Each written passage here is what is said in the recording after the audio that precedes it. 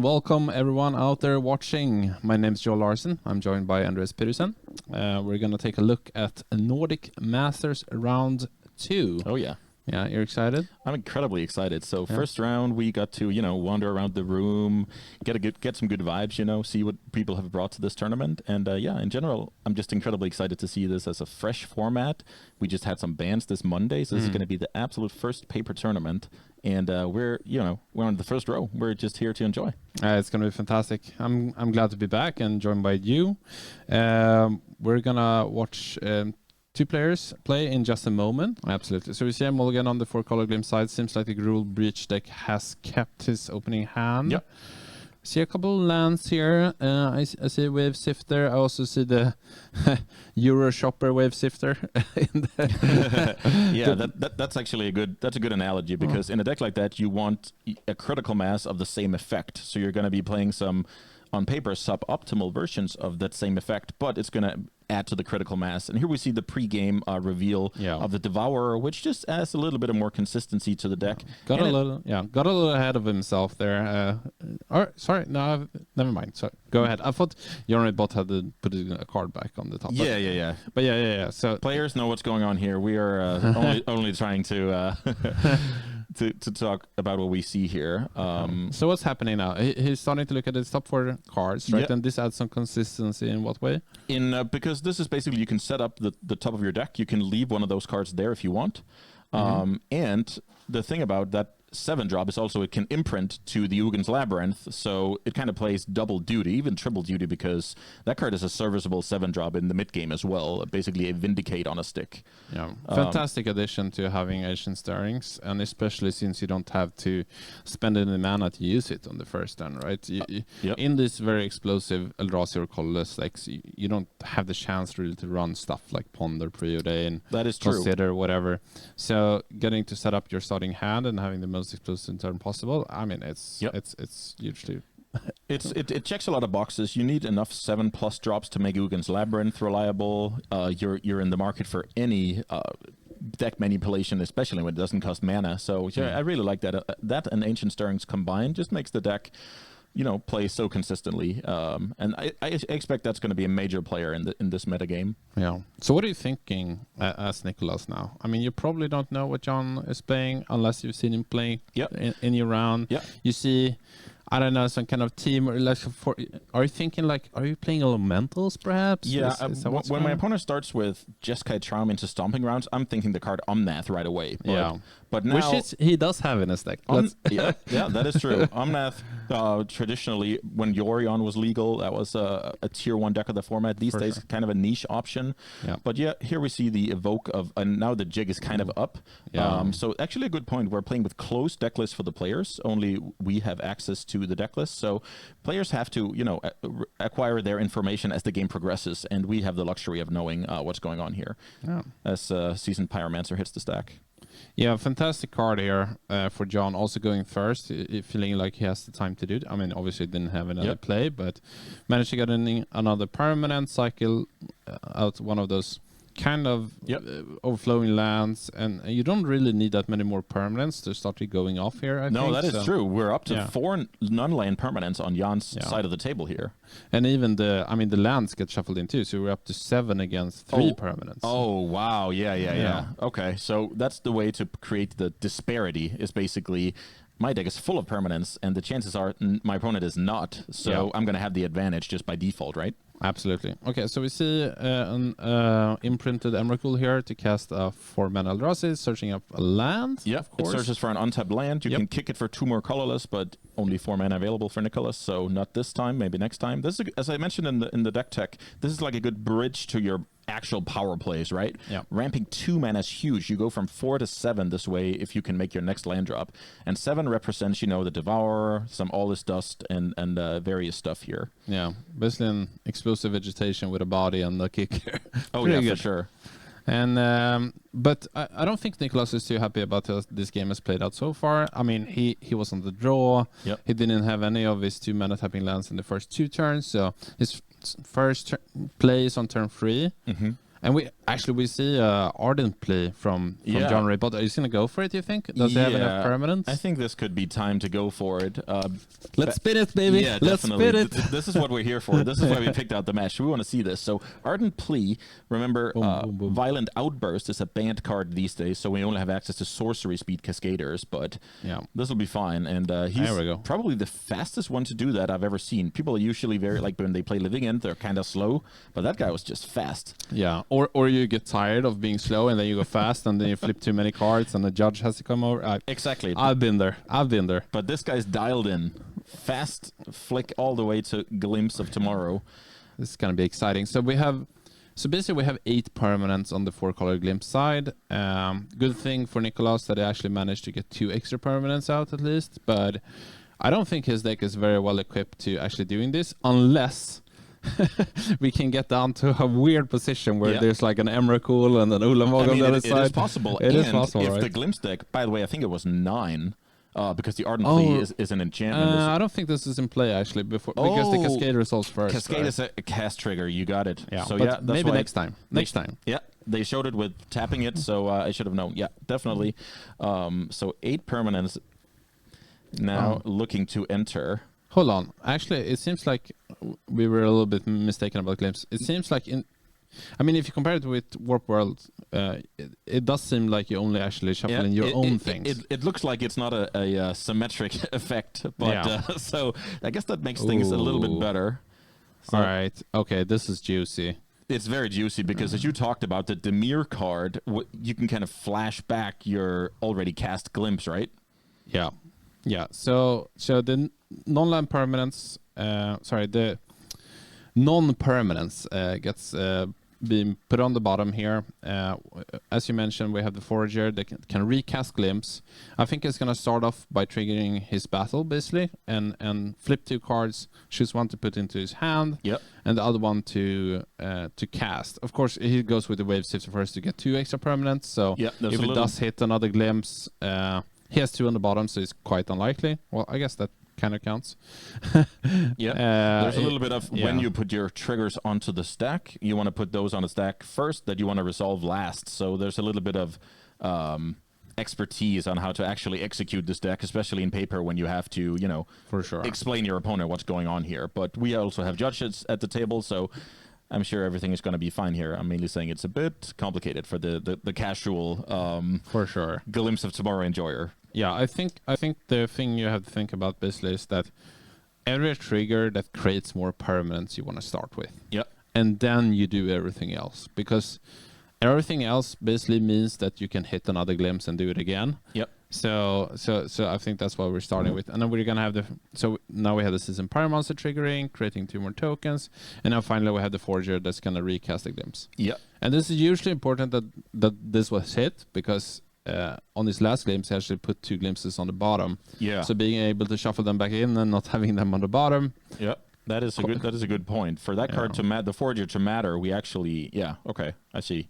Yeah. So we netted, so we're up to 4, 6, 7, 10 permanents, I believe. Yeah, so from 6 to 10, I'm basically just keeping track here. I'm kind of learning as we go here, like the viewers, because this is kind of a complicated deck. Yeah. But you want that number to go up, right? And then the end game is 12. We talked about the green. Oh, sorry, the red. The Chancellor of the Forge. The red Chancellor, yes, and that card is even good in your opener, which is kind of cool because it makes a token, right? If you have it in your opener, so that card also plays some double duty. That's kind of cool. Absolutely, yeah. So, which is still funny here is that the Ardent Plea still has not resolved. It's still on the stack, so we're not gonna get to count that either. Okay, this is gonna get nasty. So Omnath is a legendary creature. 4 Omnaths. Yeah. Holy smokes. I definitely haven't seen that before. So 4 Omnaths enter. So now we have 4 draw triggers on the stack as well. Yeah, let's think what's going to happen. So first, everything comes into play at the same time. We have 4 Omnath triggers, as you mentioned, but we also have 2 lands entering the battlefield. So Omnath's second trigger is also going to be put on the stack for one of the Omnaths, right? Because... Yeah. They're going to check one at a time, so we can't trigger multiple Omnaths to create mana, right? That's only going to happen once. Yeah, I'm actually not sure. I haven't seen this before. Maybe they each They're all at the same. I mean, they're in play at the same time. I'm not sure if they all trigger on the second trigger. That's No, this gets quite technical. Also because the legend rule is doesn't use the stack. yeah. So there's something. Yeah, I think he's only gonna get mana and life once, basically, for one of the omnats. Yeah. But I'm not too confident. But I think this is all over range over. I mean, he's gonna create what, like 7 or how many is it? 6 tokens. Let's say if the Season Pyromancer is gonna create some tokens first. Yeah. So mainly the question is here: can Jan finish the game this turn? If not, then All is Dust is a card that can get Nikolaus back. So that's basically what I'm curious about here. How does he consistently end the game in the face of a threat like either the cool Supreme Verdict promo or All is Dust? What's cool here is he actually discarded another Glimpse with the Season Pyromancer. And if you look at Halo Forger, it actually doesn't target when it comes into play. It triggers, and then you select the X amount, which you can pay. Got it. And then you target something in the graveyard. So you're going to get all of these triggers, and if he wants to recast the Glimpse again, he can do it. So he can do this all over again. So there is a window to get a Glimpse into the graveyard. You don't have you don't have to choose the target right away. Exactly. Okay, very nice detail to uncover here. Yeah. Yeah, I would be so stressed out playing a deck like this. Like, it's a lot of, you really have to be careful when you like execute stuff, especially at a competitive rule enforcement level. Decks like this, yeah, you really need to do the right thing. Basically, like the Nadu deck at the last PT that is thankfully behind us. But that also presented a lot of stuff where you need to know your stuff. No, for sure. So I think we're resolving the. I think. Yeah, it does seem like he's gonna get all the mana because he's at 29 life. I don't think this was the first omnaths that actually occurred. Let's see. Yeah, okay, so we get 4 of each mana. So then it was super busted. Yeah, because the legend rule probably checks after all the permanents have entered played, and then you check it. And so then the abilities are already on the stack. Yeah, exactly. So we have a lot of mana. Right now, but once we have already triggered Omnath all the way to the 4 damage, then they don't trigger anymore, right? Yeah, that's right. He is gonna take what, 16, right? It's depending on if they all saw the third land entering. There should be a deal from all of them on the stack. But there's only been 2 lands entering, so I guess that should be good enough, right? Wait, first you gain life, right? And then you gain mana, and then you deal damage. So there's only been 2 lands entering, so he won't deal 16, but he will have a lot of mana to cast another Chancellor of the Forge, and I think that's just lethal. Okay. That's just going to create like 16 tokens and kill him. Yeah, they figure it out here. Yeah. Pretty cool execution here from a very exciting deck on paper, and it's sure delivered. Like 4 Omnath into play at the same time. That's cool. I've never seen it before. All right. Yeah, that was sweet. So let's have a look at the sideboard. Let's have a look at the Gruul Breach deck to begin with.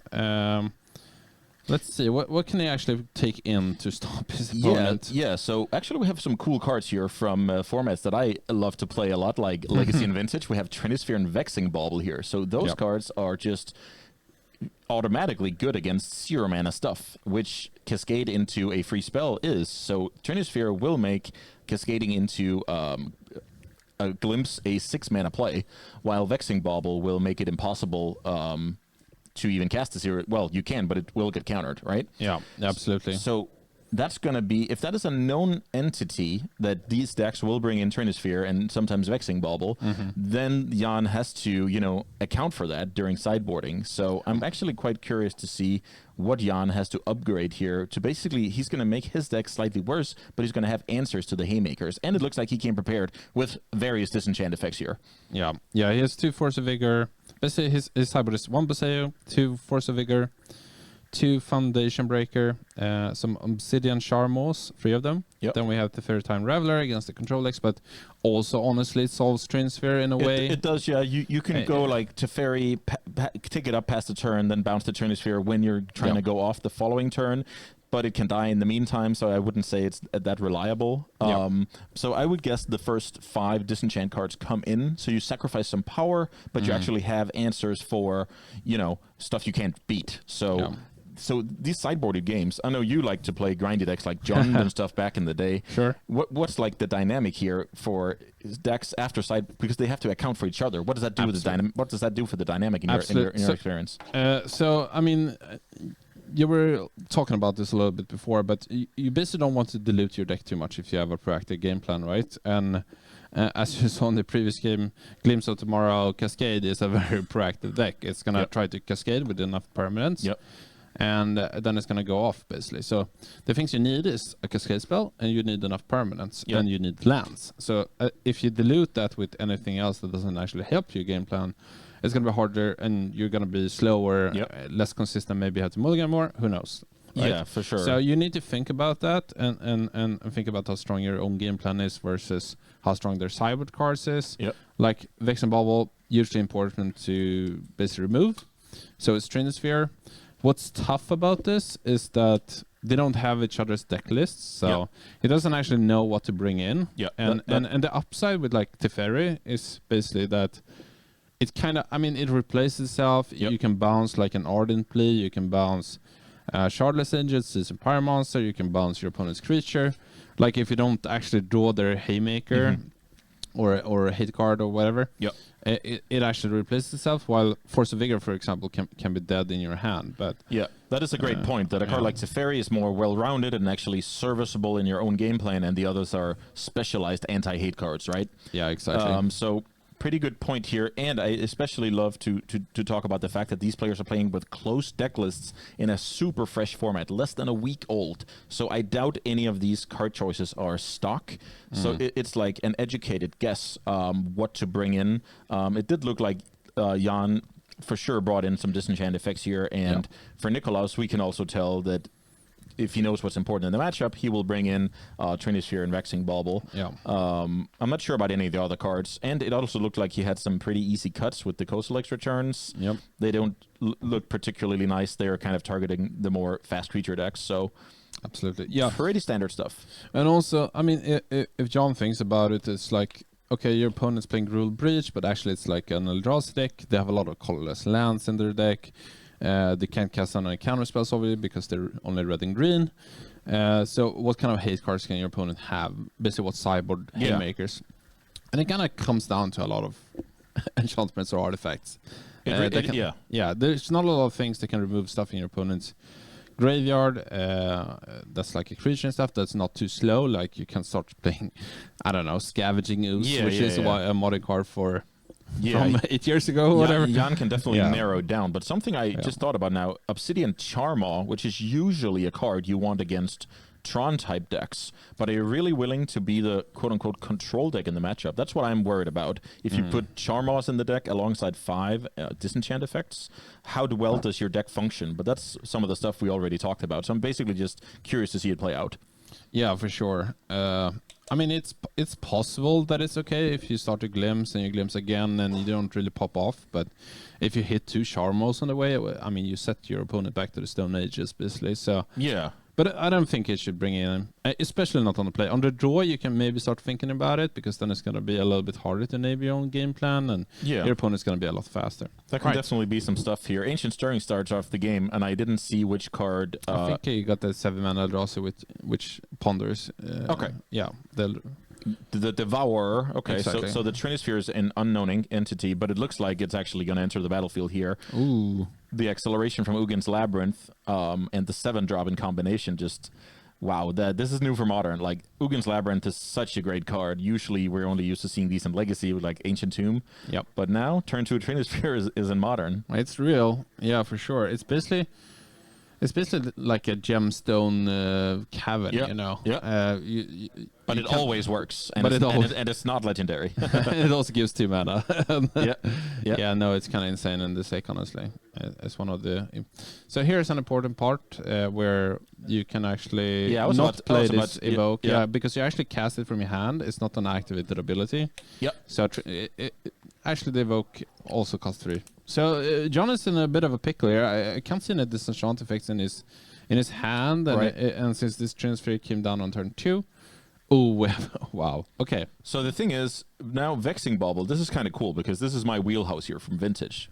Yeah. Those 2 cards together, the Bauble doesn't do anything now because Trinisphere already made it a non-zero. So right now, the Bauble only does something if the Trinisphere disappears. So let's say the Trinisphere dies, then the Bauble is relevant, right? But for now, the Bauble is not relevant because everything costs 3 and not 0. So a little bit of insurance here that I think is worth it for sure. Yeah.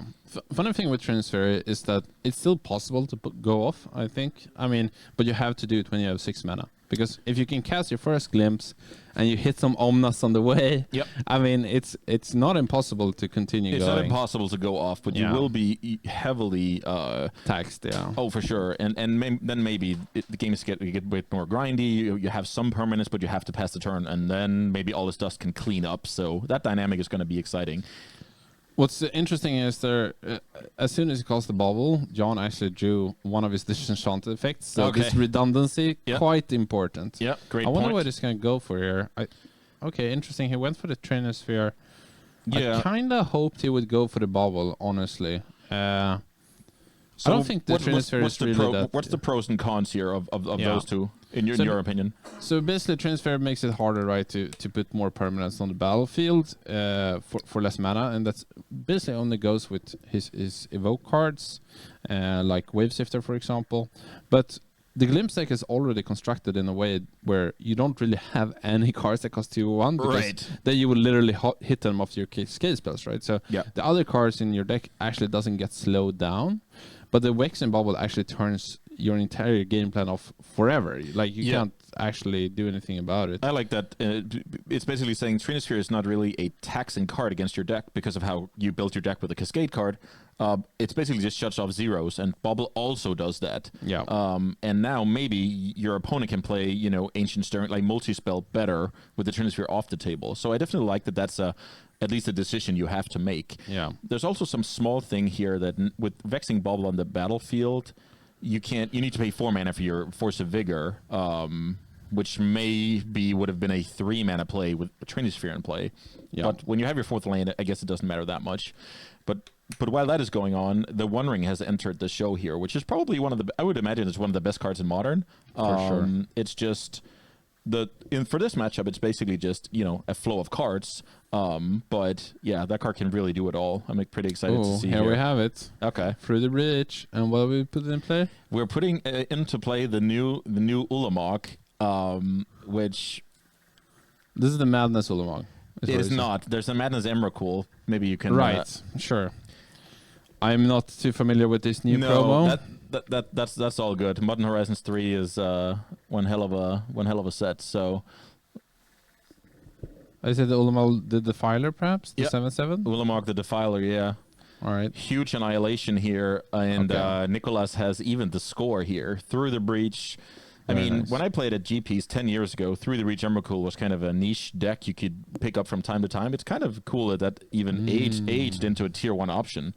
Yeah, it's pretty cool here what happened. Basically, Ulamog Defiler, so it gets Annihilator X, where X is the number of +1/+1 counters on it. And the way you get +1/+1 counters, when it enters the battlefield, you get as many as the greatest mana value among cards in exile. How convenient. How convenient when you start round 1 by using your Devourer to get something insane exiled. Yeah, imprinting a 7-drop for Ugin's Labyrinth grants the Ulamog Annihilator 7. Yeah. And there we go. Like, this is a puzzle piece, and it's coming together nicely. Yeah, for sure. So now we have seen two players basically both execute their game plans, but the difference was Nikolaus had very, very powerful interaction sprinkled in. If you're able to both stop your opponent and execute your own game plan within like 4 or 5 turns, that's super scary. Yeah, for sure. But now we have a hugely important thing, and that's that 4-color Glimpse deck John is going to be on the play, and I think that's quite important in this matchup. Because basically, if you can avoid an early Trinisphere, that would be fantastic. Even though, I think it's kind of hard for John to go off that early, because I don't think he will be satisfying popping off an Ardent Plea into Glimpse if he has 5 permanents. Maybe he can get up to 6 if he goes with Colony Garden into 2 Cloak tokens, from Waveshifter. And then maybe that's enough, but it's a little iffy on 5 or 6. I agree. So now there's a lot of interesting stuff in play. Jan has to do the exact calculations that you did, but the curveball is the opponent can play Trinisphere at any moment. So the time is also ticking on interaction. So there's a lot of game of information here. If Jan keeps a 7, that puts a little more pressure on Nikolaus to find a Trinisphere. So we could see some mulliganing going on here. And with that being said, the Charmaw is in the deck. So Jan is saying, I'm also a combo deck, but I can't pass up this, big body and a Molten Rain. Yeah. No, I mean, I think Jan's hand looks fantastic, right? He has 3 lands. He has a Chancellor of the Forge, which he did not reveal. I think he missed it here. Are you sure about that one? I mean, I don't see a 1/1 Goblin token, so... Yeah, but you're sure about the card being in hand? Oh, no. Oh, it's the Firemo. No, you're right. It's the Firemo, sorry. Okay, yeah. but the Firemo is fantastic right on the play, because if you actually get some Molten Rain and put a body on, you actually, as you were mentioning, you actually put some pressure on your opponent, you get another permanent yourself, you reduce their land count. I mean, plucking out basically 2 lands in one when they create 2 mana is huge. Yeah. So we'll see if the Firemo does his thing here. And we see 2 Trinisphere in Nikolaus' hand. We'll see if he has the ever important... the Ugin's Labyrinth to actually play at turn 2, because this is where your point of play draw comes into play, because this is turn 3 Charmaw. Wave Sifters, fantastic draw. Yeah, so let's see, because, Shock for Steam Vents, that makes sense. We need to develop our red mana in order to get into that Charmaw double red territory.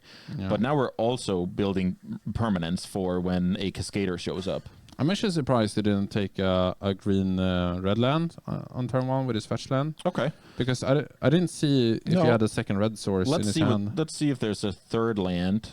There is a third land, but it's a Hallowed Fountain. It's Hallowed Fountain, yeah. There can definitely be some color constraints here, so it looks like Jan will have to find a plan B. The Charmaw's off the table here. Is he going to go for it? Is this enough? I mean, as I talked about, the alternative is getting Trinisphere, so maybe there isn't a choice. Yeah, so here we're going to see the Cascade into... almost. Yeah, almost. We're definitely sitting here like... So what's going to happen here for those who just joined us is basically that Jan is going to Cascade into a Glimpse of Tomorrow. He's going to shuffle in all of his permanents into his deck. And then he's going to flip cards until he hits that many permanents that he shuffled in and put them into play. And that number was 5? That number is 5. Yep. Because the Ardent Plea is still on the stack. The Cascade spell is already resolved. So what Jan is basically hoping here is hitting Halo Forger, so you can cast Glimpse again, and as many permanents as possible. Yeah, definitely. But this could also be 5 lands. Yeah, or even worse. Like, there we have. Oh, wow. Okay, this was a nice hit. that was incredibly nice. Looks like a couple of shocks damage here. And some Pyromancer triggers, and alongside the Forager, which will effectively flash back the Glimpse in the yard. Now we're just looking to resolve our triggers in the correct order to power our upside here. Almost got ahead of himself there by pointing at the Halo Forger first, but he's gonna go with the correct route here, of course, creating 2 tokens with his first Season Pyromancer, drawing 2 cards. And then he's actually looking to discarding non-land. Flipping a little Trinisphere showing off. I had this, but it's a little slow. Yeah. Okay, so I think he's gonna discard 2 spells here, because what he's hoping to do is creating as many tokens possible. Okay. And then basically casting Glimpse again. But it seems so he's gonna discard 1 land, opting to keep the Halo Forger. Yeah, because Seasoned Pyromancer cares about how many actual spells you discard. You only get a 1/1 if you discard a spell, but you get to draw 2 regardless. So exactly. Yeah. So he's gonna take 1 mana in the pool, and then it's gonna pop off Glimpse again. This time it's gonna be for 8 permanents, so netted 3 permanents. So now worth noting that Ardent Plea is actually was hit off of Glimpse, so it is actually in play. But since the Cascade is a cast trigger, it's just a permanent right now. Exactly. All right, so he opted to keep the Halo Fortune in hand, and I think what he hopes to do is hitting the correct land so he can cast it from his hand once more. But that also means that he has to hit another Glimpse. And to do that, you need to basically hit the battle card, right? To be able to basically Invasion of Alara, I think it's called. and you get to basically cascade again. You put one card in your hand and one you can cast. So, all right. So we have a glimpse that's going to be on the bottom. Another glimpse that's not fantastic. We do hit, however, Omnath. We have Sharmo. We have Chancellor. Force of Vigor, you can't cast that either. Ardent Police is going to be the Exalted trigger. And then we have a Sacred Foundry, which he may or may not have untapped. So what's gonna happen there, Andres? Yeah, so we have a couple of ETBs here. Omnath is gonna, let's see. Omnath entered. Did any lands enter now, or just the Sacred Foundry? Just the Sacred Foundry. So that would be maybe. Which number of land is this turn? Is it only second? So he played a land. Played third land from hand. Yeah, and he cast one glimpse, and I think there was only one land there. That was a Stomping Ground that he shocked for. So this is the third land. So this will deal 4, right? See the third land from Omnath entered at the same time. I'm using Valakut logic from back in the day here that they actually check each other. All right. Then we have Charmok getting rid of Eldrazi Temple, which is huge.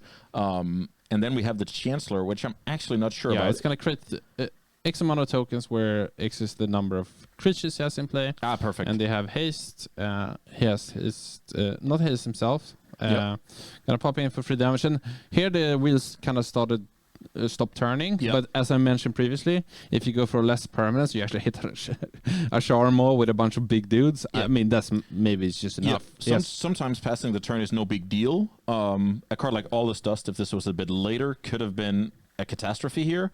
But it looks like also the one floating green mana, they realize it's no longer there from the Stomping Ground. Yeah.